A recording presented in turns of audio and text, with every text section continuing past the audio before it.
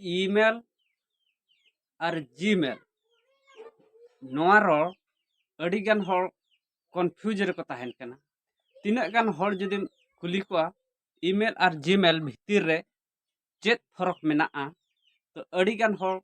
दको मेना बानार समान गया बांग नोंडे कुकली हिजुक कना ईमेल दो चेत कना दोसार कुकली जीमेल दो चेत कना और तेसार कुकली दो ईमेल और जीमेल भितर रे चे डिफरेंस मेना तबे गाते को इन गे साकुला सुरेन देला बो बड़ाया तेहेना टॉपिक चितान रे पुइलु ते कुकली हिजुक कना ईमेल दो चेत कना ईमेल दो हुयुक कना इलेक्ट्रॉनिक मेल नासे अबो सेदाय नो धारा बो सेनोआ सेदाय अक्तो रे चेत हुयुक कान तहेन आबो ओना बो नेल सेदाय अक्तो रे दो आबो चिट्ठी सकाम ऑल काते चिट्ठी ते चिट्ठी बाक्स रे बो संभावे तहेन ओना चिट्ठी सकाम पोस्टमैन इदी काते आर मिटन जायगा रे इदी सेटर हटोका कान तहे कना आर बांग माय डिलीवरी ए तहे कना नोआ दो मेल भेजा रे बांग मा चिट्ठी भेजा रे प्रोसेस कना मेल अर्थ चिट्ठी नाहा दो जुग बदलेना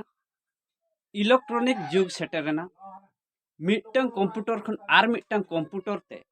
मेल भेजा रे प्रोसेस गे ईमेल इलेक्ट्रॉनिक मेल नितो दो दोसार कुकली जीमेल दो चेत कना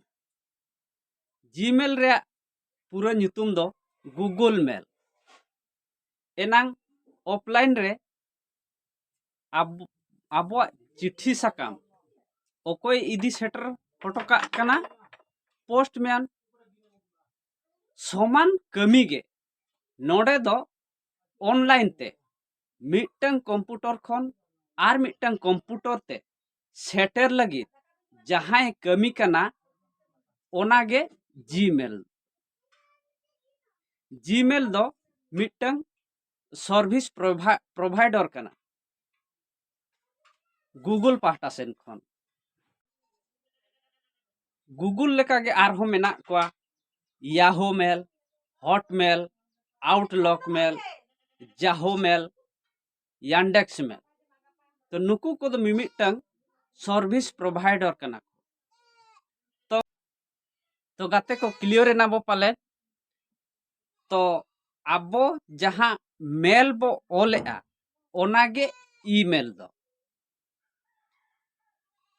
मेल बो भेजाया गूगल सेन खन ओनागे जीमेल दो ठौको मेन लेखान दो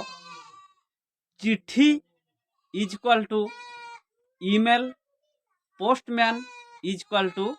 जीमेल तो गाते को आपे को बड़ाय हचो लगित ते बांगमा चेदो लगित ते ओक्तो एम काते नया वीडियो बनाव का और एटा हर को बड़ाय हचो लगित ते नया वीडियो बन शेयर मा और नौका के नवा नवा वीडियो नेल लगित खान इᱧᱟᱹᱜ चैनल सब्सक्राइब ताबन पे और बेल आइकन ओता आलो बन हिडिñ मा तबे गाते को तेहेñ दो नोडे गे।